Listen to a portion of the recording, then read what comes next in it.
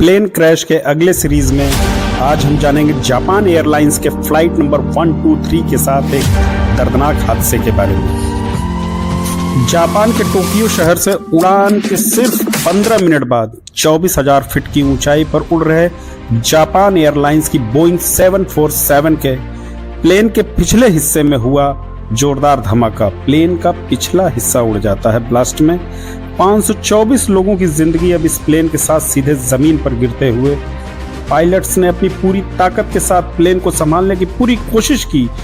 Japan airlines के flight 123 के साथ इस दर्दनाक हादसे के साथ हम आगे बढ़ते हैं। फ्लाइट नंबर JAL 123747 सीरीज का ये प्लेन 1974 को जापान एयरलाइंस को डिलीवर हुआ। क्रैश के पहले लगभग 18,000 उड़ानों को लगभग 25,000 घंटों में बखूबी कंप्लीट किया था इस प्लेन ने।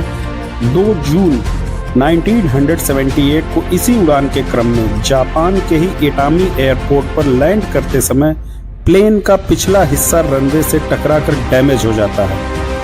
इस एक्सीडेंट के कारण प्लेन के पिछले हिस्से में बने FT प्रेशर बल्क रीड को काफी नुकसान पहुंचा था। रिपेयर होने के बाद प्लेन फिर से अपनी उड़ान पर वापस आ चुका था। रिपेयरिंग बहुत अच्छी न होने के कारण प्लेन के प्रेशर बल्क में आए दरार धीरे धीरे बढ़ती जा रही थी। ये छोटी सी लापरवाही कितनी जानलेवा साबित होगी ये किसी को पता नहीं था। इस एक्सीडेंट के 7 साल बाद यानी 12 अगस्त 1985 जापान के टोक्यो शहर का हैनिडा एयरपोर्ट, जहां फ्लाइट 123 टोक्यो से ओसाका जाने के लिए तैयारी कर रही थी, 509 पैसेंजर के साथ 15 क्रू मेंबर फ्लाइट में सवार होते हैं। प्लेन पूरी तरह से भरा हुआ था। कॉकपिट में फर्स्ट ऑफिसर के तौर पर प्लेन उड़ाने वाले थे युताका साशी, जिनकी उम्र 39 साल थी। इन्हें पिछले 6 सालों का बोइंग 747 उड़ानों का 4000 घंटों का अनुभव था। इस उड़ान के बाद उन्हें ऑफिशियली बोइंग 747 747 का कप्तान बनाया जाना था। कप्तान मोसामी ताकाहामी, जिनकी उम्र लगभग 49 वर्ष थी और इन्हें लगभग 12,000 घंटों की उड़ानों का अनुभव था, आज ये युताका साशी की उड़ान पर नजर रखने के लिए प्लेन पर सवार थे। इन दोनों के साथ फ्लाइट इंजीनियर हिरोशी फुकाडा, जिनकी उम्र 46 वर्ष और अनुभव लगभग 10,000 घंटों से भी ज्यादा के उड़ान का था। इस फ्लाइट में हिरोशी की ये तीसरी उड़ान थी। सुबह की 2 उड़ानों में हिरोशी ही फ्लाइट इंजीनियर थे और शाम की तीसरी उड़ान में भी फ्लाइट इंजीनियर हिरोशी ही थे। शाम 6:12 पर फर्स्ट ऑफिसर युताका साशी प्लेन को रनवे से टेक ऑफ करते हैं। टोक्यो से ओसाका की फ्लाइट 1 घंटे की थी। जैसे ही ये प्लेन अपनी 24,000 के एल्टीट्यूड पर पहुंचती है तो तुरंत ही लैंडिंग के लिए डिसेंट शुरू कर देती है। जापान का मौसम भी उस समय बारिश के साथ साथ हल्की तूफानी हवा के साथ खराब हो रखा था। इसी तूफानी बारिश से बचने के लिए पायलट्स प्लेन को समुद्र के ऊपर दक्षिण की तरफ से प्लेन को उड़ाना शुरू करते हैं। साधारण प्रक्रिया में जब भी कोई प्लेन अपनी ऊंचाई बढ़ाता है तो ऊंचाई पर हवा पतली होने लगती है और इसी कारण प्लेन के बाहर हवा का दबाव कम होने लगता है। अंदर बैठे यात्री आराम से सांस ले सकें, इसके लिए प्लेन के अंदर हवा का दबाव बढ़ाने के लिए इंजन से प्लेन में हवा भरी जाती है, तो ये हवा अंदर ज्यादा दबाव बनाते हुए बाहर की तरफ प्रेशर डालती है। आमतौर पर प्लेन का मजबूत ढांचा इस प्रेशर को सहन कर ले जाता है, लेकिन किसी को यह अंदाजा नहीं था कि 7 साल पहले हुए एक्सीडेंट के कारण प्लेन के पिछले हिस्से में बना प्रेशर बल्क हेड इस प्रेशर को नहीं झेल पाएगा। शाम के 6:24 बाद प्लेन जब 24,000 फीट की ऊंचाई पर होता है तभी तेज धमाके के साथ PBH pressure bulk head blast होकर प्लेन से अलग हो जाता है, जिससे पीछे का काफी बड़ा हिस्सा प्लेन से टूटकर अलग हो जाता है। धमाका और प्रेशर इतना ज्यादा था कि प्लेन के प्रेशर बल्क हेड के साथ rudder, auxiliary power unit, elevator जो कि प्लेन के महत्वपूर्ण हिस्से होते हैं वो भी टूट चुके थे। पैसेंजर केबिन में रखा सामान और उसके कई हिस्से भी टूट कर उड़ रहे थे। एयर प्रेशर के कम होने से प्लेन में ऑटोमेटिक ऑक्सीजन सप्लाई के मास्क भी लटकने लगे।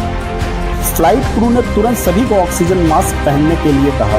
ये देखते ही कप्तान ने 7700 स्ट्रेस सिग्नल ट्रांसपॉन्डर पर ट्रांसमिट कर दिया, जिसका काम ATC टावर्स और आसपास उड़ रहे सभी प्लेन को इस प्लेन पर आए संकट के बारे में बताना होता है। कप्तान ने फर्स्ट ऑफिसर को तुरंत प्लेन के वापस मोड़कर टोक्यो ले जाने के लिए कहा। टोक्यो वापस जाने के लिए फर्स्ट ऑफिसर ने जैसे ही प्लेन को राइट साइड की तरफ मोड़ा, प्लेन अब तेजी से राइट साइड की तरफ झुकने लगा।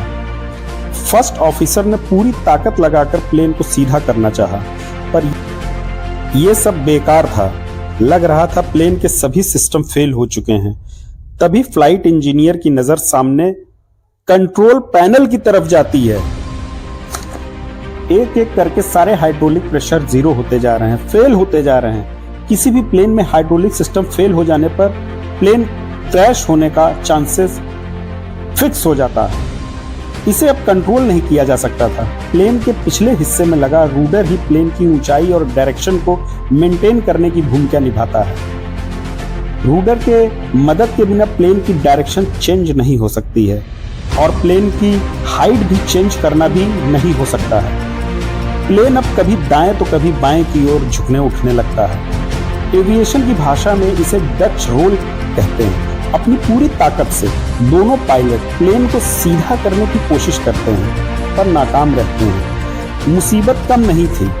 हाइड्रोलिक प्रेशर फेल होने के कारण प्लेन कभी भी तेजी से ऊपर जाता तो कभी तेजी से नीचे जाता। इतनी भयावह स्थिति में भी क्रू मेंबर्स ने सभी की बेल्ट बांधी और मास्क भी लगाया। सभी ने अपने सगे संबंधियों के लिए आखिरी नोट्स भी बनाने शुरू कर दिए थे।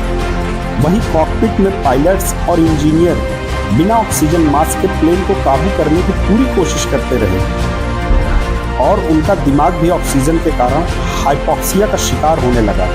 हाइपोक्सिया के कारण दिमाग की सोचने और समझने की शक्ति कम होती जाती है।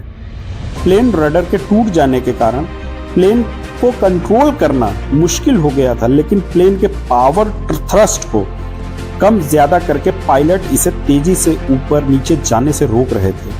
ATC लगातार पायलट को कॉल करके इमरजेंसी कंडीशन के बारे में जानने की कोशिश कर रहा था, पर ऐसी हालत में पायलट्स का पूरा ध्यान किसी तरह प्लेन को सही सलामत उड़ाने में था। इसलिए कप्तान ने फर्स्ट ऑफिसर को ATC का नजरअंदाज करके प्लेन को काबू करने के लिए कहा। वहीं फ्लाइट इंजीनियर केबिन क्रू को कॉल करके प्लेन में हुए धमाके के बारे में जानने की कोशिश करता है। केबिन क्रू जब बताता है कि फ्लाइट का पिछला हिस्सा टूट गया है और सभी पैसेंजर्स ऑक्सीजन मास्क के सहारे सांस ले रहे हैं, तो फ्लाइट इंजीनियर तुरंत ही कप्तान को प्लेन नीचे ले जाने के लिए कहते हैं, ताकि कम ऊंचाई पर सभी पैसेंजर्स बिना मास्क के सांस ले सकें। पर बिना ऑक्सीजन मास्क के बिना दोनों पायलट हाइपोक्सिया के कारण फ्लाइट इंजीनियर की बात नहीं समझ पा रहे थे। पायलट की ऐसी हालत देखकर फ्लाइट इंजीनियर ने उन्हें फिर से ऑक्सीजन मास्क लगाकर प्लेन को किसी भी तरह नीचे ले जाने को कहता है। ऑक्सीजन मास्क लगाकर पायलट बदहवासी की हालत से थोड़ा बाहर आते हैं। दोनों ये डिसाइड करते हैं कि प्लेन को किसी तरह 10,000 फीट की ऊंचाई से नीचे लाना होगा, ताकि प्लेन के पैसेंजर्स बिना ऑक्सीजन मास्क के सांस ले सकें। किसी भी प्लेन में इमरजेंसी के लिए एक सीमित ऑक्सीजन सप्लाई होती है, जो 10 से 15 मिनट तक ही काम कर सकती है। इसी कारण पैसेंजर एरिया में ऑक्सीजन सप्लाई कम होने लगती है और पैसेंजर्स की हालत खराब होने लगी। लेकिन अब पायलट के सामने सबसे बड़ी मुसीबत ये थी कि वे बिना टेल रडर कंट्रोल के प्लेन को कैसे नीचे ले आए। अगर वे इंजन थ्रस्ट को बंद करके प्लेन को नीचे लाने की कोशिश करते हैं तो स्टॉल कंडीशन में जाकर क्रैश होने का रिस्क था। तभी फ्लाइट इंजीनियर ये सलाह देता है कि हमें फ्लाइट के लैंडिंग गियर डाउन कर देने चाहिए, जिसके ड्रैग फोर्स से प्लेन धीरे धीरे नीचे आ जाएगा। लेकिन सभी हाइड्रोलिक सिस्टम फेल हो जाने के कारण प्लेन के लैंडिंग गियर को डाउन करना इम्पॉसिबल था। इसलिए कप्तान इमरजेंसी लैंडिंग गियर नॉब का यूज करके प्लेन के लैंडिंग गियर को डाउन कर देते हैं। आमतौर पर अगर किसी प्लेन में लैंडिंग गियर काम नहीं करते तो इमरजेंसी लैंडिंग गियर नॉब की मदद से लैंडिंग गियर अपनी ग्रेविटी वेट के कारण नीचे आकर लॉक हो जाते हैं।